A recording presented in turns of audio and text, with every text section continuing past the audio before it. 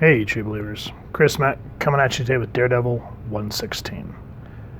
Initially, this was not the comic that I intended to go over today, but this is a trade that I picked up, I think, last year from my buddy Isaac, and it collects 116 through 119 plus issue 500 of the second volume of Daredevil.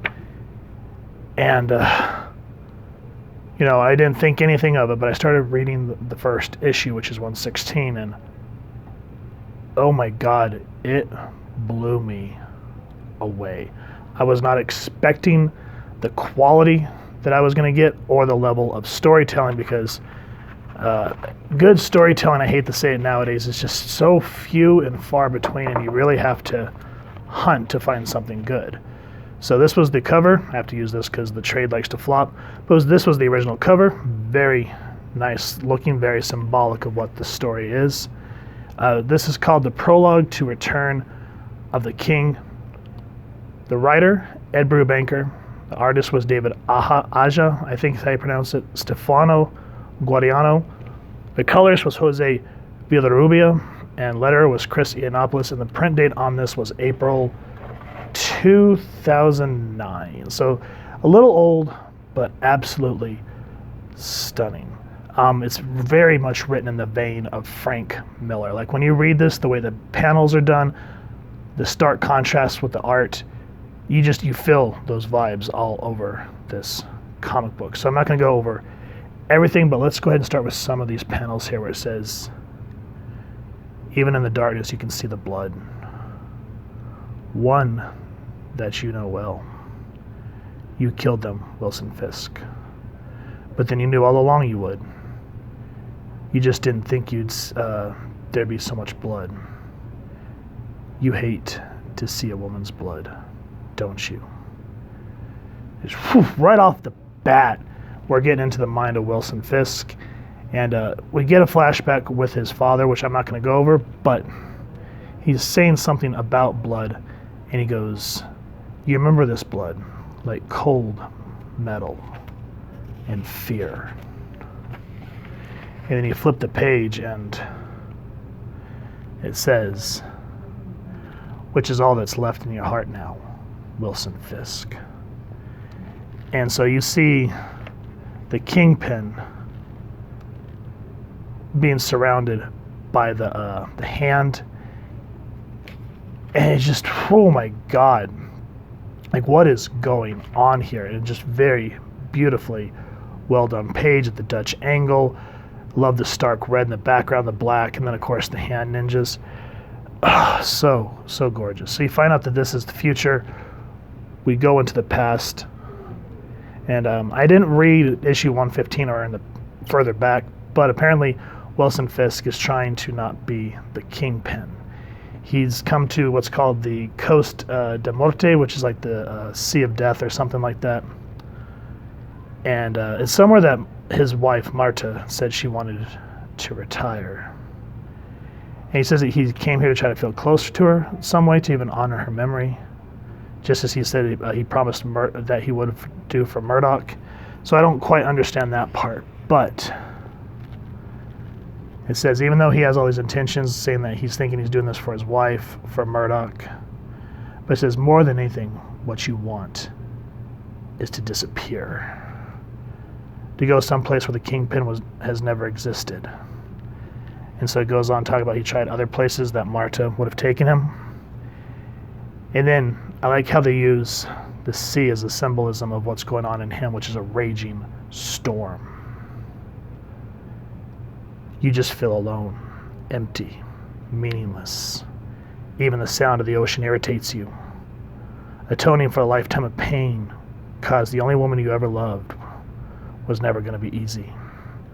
Atoning, becoming the man she wanted you to be all this time, that may be impossible. And he meets this woman saying, I love the rain. And like they have this little back and forth. And this kind of sort of reminds me of My Neighbor Totoro, but what this is pacing. Woman talks, kind of gives a quick jeer, and then they have an awkward moment of silence. They look out at the river, And then she smiles and she goes, see? Beautiful. Yes, I suppose it is. I knew you could not actually be sneering at the ocean. And she really sticks it to him, and that's what he says. He says that this woman that he meets reminds him of Marta. But the little ways, he'll say, she reminds you of Vanessa. Vanessa, I'm sorry, this girl's name is Marta. I get the names mixed up. His original wife's name was Vanessa. I apologize. She says, she reminds you of Vanessa, but just a little bit. The way she never lets you get away with anything. But in so many other ways, she's different. She makes you smile at silly things. She enjoys life and isn't fragile about it. But as he gets to know her and we start to see this different side of Wilson Fisk, they go out for a night on the town. And he says, I didn't realize how much I was changing with Marta. And then these two guys make a sneer comment. He says, until you come face to face with your anger again. And the reason this is important is because he wants to go straight with Marta and tell her everything about him. And she goes, I don't want to hear any of this, Willie. And he's like, but I know you didn't come to this place with no history. You came to get away from it, to try and change. That's the man I know, the man trying to change. And so after we get that sweet moment, we get the juxtaposition of seeing the man we know. He's like, you don't want to be that man anymore. The Kingpin and his world, the heroes and the mobsters and the assassins. You've been living on here in exile, but he's still been with you, meaning the Kingpin's persona. You've been staring at the sea, but remembering the old fights with Spider-Man. The endless struggles with Murdock that cost you both so dearly. You have to lock that man away inside forever. Forget that life. You've done it before, remember? For her. Meaning Vanessa. And I love this.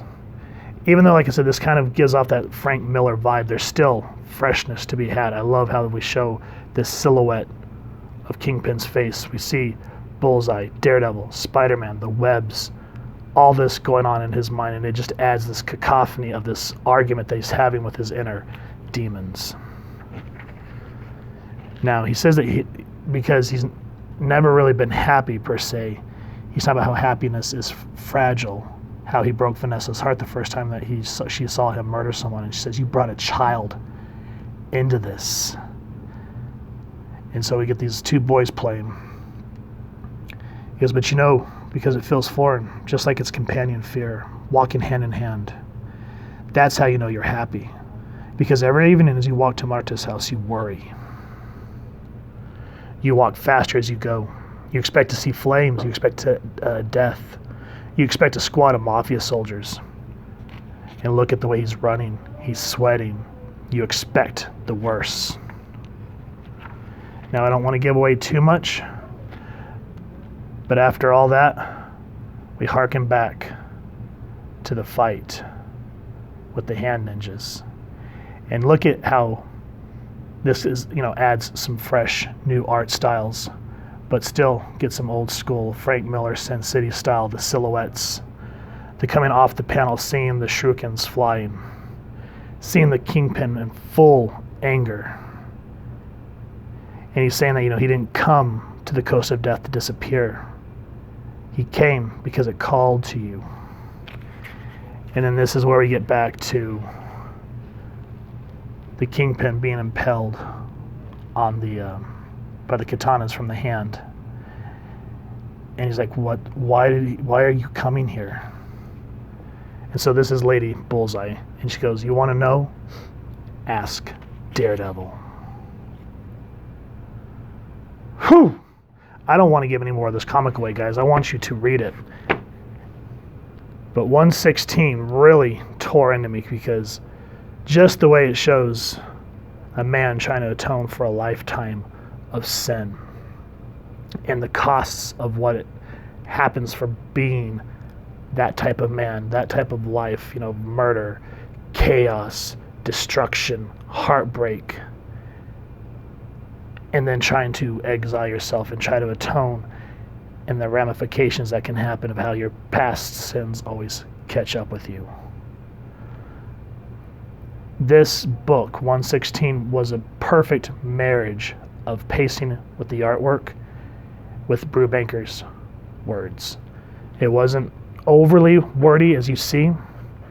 Everything is nicely paced, letting the artwork breathe, catching the symbolism of what the storm represents, the stark contrast of the blues and the reds from his current life of his past life.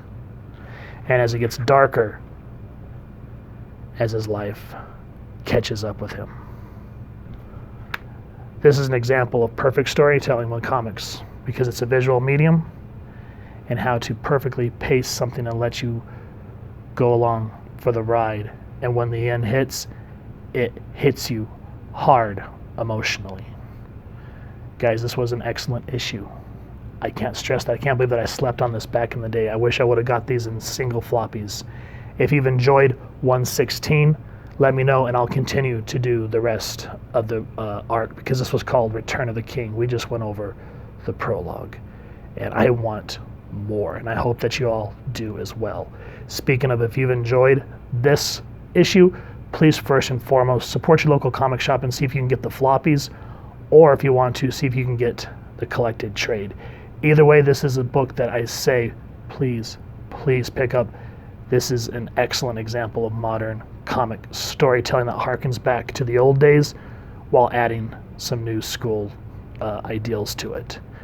If you've enjoyed this review, please first and foremost, if you won't mind hitting that like, share, and subscribe. It helps the club channel more than you can possibly know.